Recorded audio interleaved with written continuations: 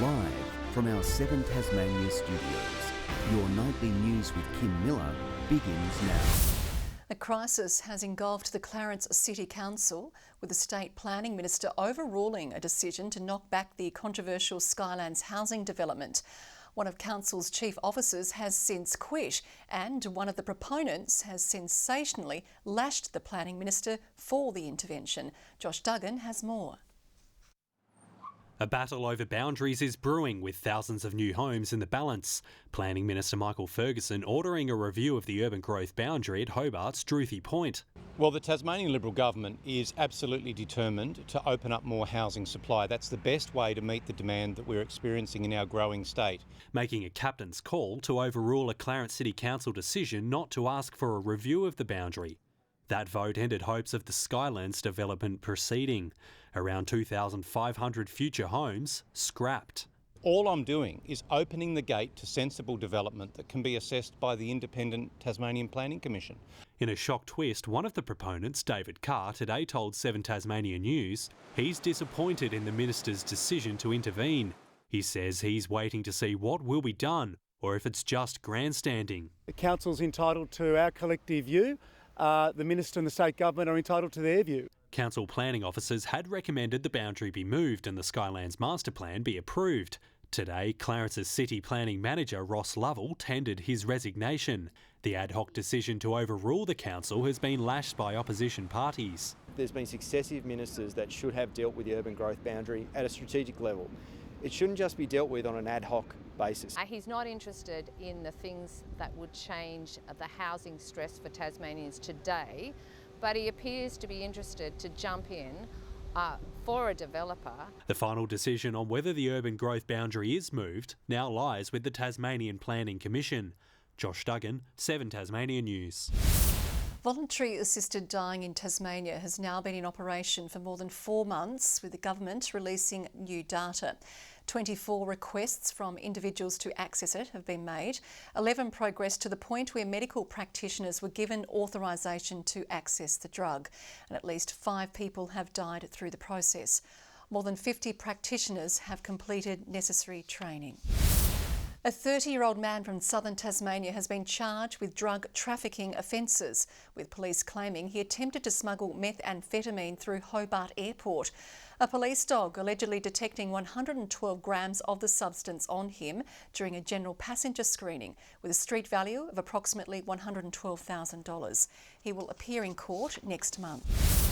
Latrobe Council says it's nearing completion on a $15 million flood mitigation program. The long-awaited project is expected to be finished in July, with authorities hoping to avoid a repeat of 2016's deadly inundation. Devastated in 2016 and underwater again just last year, Latrobe is digging deep to protect itself from dangerous flooding events. For me personally, it's about the health and well-being of our community, knowing when they go to bed at night, their homes won't be inundated. The creek in Kings Park might be peaceful now, but can wreak havoc alongside the Mersey when the river breaks its banks. It's very much a construction site at the moment, not the area that people have enjoyed in the past. This new culvert will be crucial in keeping nearby homes and the town safe. This acts as a diversion for the Kings Creek flood. Water is diverted down through underneath the Gilbert Street, so under the centre of the town, and out on the wet side of the levee. When it's all finished, the Kings Park Inlet will work together with a network of levees and other structures around Latrobe. It'll be a nervous time, there'll be teething issues, no doubt, and there's quite a lot of testing and things that we need to do before that point. The $15 million project funded in equal parts by local, state and federal governments. A $600,000 shortfall, no bar to completion. It would be completely inconceivable to not finish it. But the flood mitigation project will be leaving some properties high and dry. There's a significant component of rural land in particular that is outside the flood levy, no question. And there's always going to be a component of our municipality that couldn't be protected. Cold comfort for those living on the floodplain. Annie Green, 7 Tasmania News. A do not consume alert for water at the West Coast District Hospital has been lifted a week after health authorities detected elevated levels of heavy metals outside the facility. Further testing of the hospital and Queenstown supply has revealed the water is safe to consume and the earlier sample wasn't representative of the town's water. The Shadow Energy Minister is calling for clarity around the government's energy policies, saying Tasmanians are confused. Despite having campaigned previously on it, Guy Barnett told local radio the Liberal Party never had a policy to exit the national electricity market. Now we've got Guy Barnett who lied 2 days ago and still hasn't corrected the record, even though there is a mountain of evidence to tell us that he told a lie. The Energy Minister says being part of the national electricity market puts downward pressure on power prices while also providing a financial return to Tasmanians. A pre-employment program helping vulnerable Tasmanians enter the building sector is being deemed a success. The young tradies using their skills to help others are now putting the final touches on a charity house before focusing on easing the state's housing crisis. Picking her up when life was getting her down. The Up Tassy program pointing Iris Rimmer in the right direction. Joined back in 2021 in the middle of grade 11, and for me things weren't going too great with school or with home situations. 2 years on and Iris has come full circle, graduating as an apprentice and taking new participants under her wing. To see them all build up and their confidence come up as well, it's really good. I'm not afraid to put my hand up and ask questions, or I'm not afraid to go and meet new people. Just a lot more confidence. The young tradies working together on this charity house, more than 4 months in the making. This is a home that's been built purely from donated and in-kind support from our contractors and suppliers. The 4-bedroom home is set to hit the market in the next few weeks. Its proceeds being pumped straight back into the program. Our hopes are that we can gain enough to support 50 young people through into free opportunities within Up Tassy. This property is one of 400 that St Joseph Affordable Homes is scheduled to deliver over the next 2 years, keeping Up Tassy participants busy as they prepare for employment in the construction industry. It keeps me occupied and keeps me happy, and I'd be happy to wake up 5 a.m. every morning to come and chop up some wood. Brianna Boylan, 7 Tasmania News. The Bob Brown Foundation is calling for an end to krill fishing. They've released footage of Chinese super trawlers fishing while travelling straight through a pod of more than 100 fin whales. There's other sources for the vital substances coming out of krill, but there's no other food source for the whales and penguins. The Commission for the Conservation of Antarctic Marine Living Resources says it is developing a new harmonised approach to krill fishing. Tasmania's annual native duck hunting season is set to start from dawn tomorrow. The Greens calling on the government to abandon the practice completely, saying the ducks are already threatened by habitat loss and drought on the mainland and should be protected. They won't just die when they land and hit the water. Many of them will suffer a long, painful deaths. It's important that it be done appropriately and in a humane way, but also it is very clearly based on advice about sustainability of populations. Shooting season will run for 3 months, with an average of 500 ducks likely to be killed each day. Tasmania's Honour Roll of Women has 36 new names after a ceremony in Launceston celebrating the contributions of women to the state. We've had so many women awarded this year, and they come from such diverse backgrounds, diverse industries, ages, but the one thing that they all have in common is that they've been so determined in their efforts. Trailblazing female political figure Paula Reid was one of today's inductees 18 years after establishing the Honour Roll while in government. A Tasmanian has taken out the top Glover Art Prize, exploring some of the significant issues ingrained in the state. Hobart's Jo Chu has been crowned this year's winner. Her work, a story of homelessness and resilience. A contemporary crisis carefully curated into a winning work of art. Over the moon.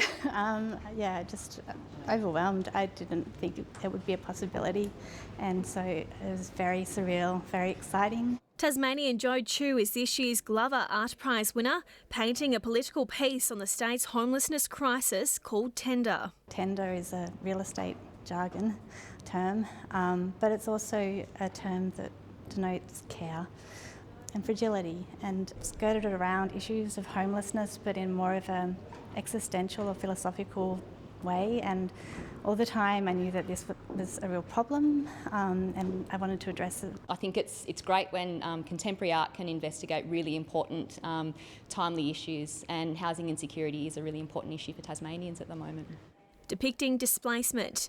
A caravan at the Hobart Showgrounds with Kunani Mount Wellington in the background. The canvas captures the Tasmanian landscape in its many layers with a nod to John Glover. It's one of those terrific paintings that you look into and you get more from the more you look into it and peel back the narratives. Also shining a light on Sheila, the three-legged staffy, a symbol of strength in adversity. For me, it's a symbol of resilience and, again, care. 700 entries dwindled down to just 42 finalists, the winning piece a unanimous vote. There's a mix of palettes, sizes, there's some very small works to very large works, so it is stands out as being quite diverse this year. A strong selection of art to mark 20 years of the prestigious Glover Prize. McKenna Bailey, 7 Tasmania News. Tasmanian health professionals can now apply for free enrolment in a first-of-its-kind training course to improve road safety for children with disabilities and medical conditions. Maggott's research found that only 16% of health professionals reported having the skills and knowledge required to support the transport needs of children with disabilities. What we're seeking to do is to go a next layer deeper into our community with important road safety education and messages. 40 health professionals around the state will gain new skills to help families with their transport needs. It's part of the state government's latest round of the Community Road Safety Grant, which will see 13 projects share in almost $200,000. Latrobe Council is calling for opinions from near and far on a new memorial development in honour of Tasmanian war hero Teddy Sheehan. It's hoped the views of the public will contribute to a new precinct which will be nationally significant, commemorating those who died in the 1942 attack on HMAS Armidale. There were 149 who served on the HMAS Armidale. Only 49 survived that tragic day on the 1st of December 1942. We'd like to see it in some way provoke thought for generations from today, but into the future as well. Teddy Sheehan was the first Australian Victoria Cross recipient from the Navy. Submissions close at the end of this month. Australia's most awarded sparkling wine brand has partnered with Mac One Hotel, bringing a luxury tasting experience to southern Tasmania. Arras in the city pairing canapes with 4 rare and local wines. This is our vintage rosé, only just been released, made in tiny quantities. This is our 2014. It's been aged for 7 years. This is an amazing coming together of flavours and places around Tasmania in the one spot here in the Story Bar. I mean, it's named the Story Bar because we are celebrating the local stories of Tasmanians. The pop-up experience will be available for around 6 to 12 months, depending on its uptake. To BBL, Nathan Ellis has re-signed with the Hurricanes for another 3 seasons. The deal, which has been in the pipeline for some time, will see the key Hurricanes pace bowler remain in purple until 2026. I love it here, and as I said all the time, Hurricanes gave me my platform to get where I am today, and yeah, really pumped to sort of repay the faith and yeah, be around here for another 3 and hopefully push for some higher honours and some silverware. Contributing to the team's 3-pronged pace bowling attack, Ellis will join Riley Meredith and Billy Stanlake for BBL 13. An American import has signed on with the Hobart Chargers ahead of this year's NBL 1 South season. 27-year-old Devin Watson is coming all the way from San Diego State. The 6'1" point guard averaging more than 14 points in his college career. We really needed someone that could stretch the floor, and this guy can certainly fill that void. So, yeah, a really good shooter, and will complement all our bigs that we've got and the team that we've built around him. Coaches say it was Watson's professional manner during a Zoom call that won him the gig. And with racing legend Alan Jones set to be the guest of honour at this weekend's Motorama, our Friday flashback is to one of his best and most controversial races in Tasmania. In 1993, Jones became a touring car champion at Symmons Plains, 13 years after claiming Formula One's Holy Grail. When Alan Jones won his Formula One championship in 1980, photographers were like sitting ducks over the guardrail, and crash responders had little more than regular clothes for protection. But some things haven't changed, as Jones enjoyed the traditional champagne atop the podium as our last F1 champion. 13 years later, Jones was part of Australia's touring car series as the big trucks pulled into Symmons Plains for 1993's big race. The drama started in practice when Larry Perkins' tyre disintegrated, sending the Holden driver careering off the track. Amazingly, he hopped out with barely a scratch. Couldn't do anything about it there. While Peter Brock was on fire, Jones in his EB Falcon set the fastest time. The top 10 cars yet again are only separated by less than a second. But as Mark Scaife led Jones in race 1, nothing separated the pair at the hairpin when Jones went for Scaife's tail. Get out of the way! Get out of the way! Oh, it's a savage one. The biff didn't stop there either. Oh, there goes Jones. He's given Gardner a tap as well. Jones went on to win the race, but Scaife didn't let him off the hook. The rivals going toe-to-toe off the track in one of racing's memorable moments. But in the end, it was Jones who won the war, taking out back-to-back race wins. Fantastic car. I mean, it's been a long time. A dramatic weekend for the F1 legend, adding a Tassie feather to his cap. Tom Johnson, 7 Tasmania News. Good evening. Hobart, Launceston and Burnie all 22 today. Devonport a high of 21. St Helens the warmest, 25 degrees. Friendly Beach is not far behind on 24. Ouse 22, Grove 21. Flinders Island and Low Head top of 20 and King Island and Strawn 19. Overcast skies over the west today with high level cloud over the south. More isolated over the north as they sweep through there in that westerly airstream. A thick band of cloud is over most of Queensland. Low cloud sits over parts of Victoria and southern Western Australia. Tomorrow a high pressure ridge extends across most of southern Australia. A low pressure trough over the northwest, South Australia. Another is over Queensland. Westerly winds again, only 15 knots over the east, but as strong as 30 knots over southern waters. A 3-metre swell for the surfing at Marrawar. A strong wind warning has been issued for waters between Tasman Island and Low Rocky Point. Into the long weekend we go. Hobart 21 and cloudy, a shower or two for Medina, just 17, 20 the top for Oatlands. Launceston a high of 22 degrees and partly cloudy. Bit of cloud for Devonport, 21, a cool one for Lyowini, 14 the maximum. Burnie tomorrow, cloudy and 20, 19 the top for Strawn and Marrawar, both expecting a shower or two. And for the east coast, St Helens partly cloudy, 23. 23 also for Orford, Swansea a high of 24 degrees. The UV high as well, that's at 7. On Sunday, fine and partly cloudy apart from a shower over the west and possibly the south and northeast. To Monday, the chance of a shower over Burnie and St Helens, otherwise fine. And on Tuesday, light showers over the north and maybe Strawn. Sunny and 30 in Perth tomorrow. Partly cloudy weather for Adelaide and Melbourne. Sunny conditions in Sydney, but rain and 27 in Brisbane. Partly cloudy, 20 in Hobart, 19 right now in Launceston, Devonport. Mostly clear and 19 degrees. Kim, I'm really looking forward to this long weekend and some well-deserved leave after that. I'll catch you sometime down the track. You've got more time off. Unbelievable. Have a good break, Murph. That is all we have time for tonight. Thanks for joining us. Good night, everyone.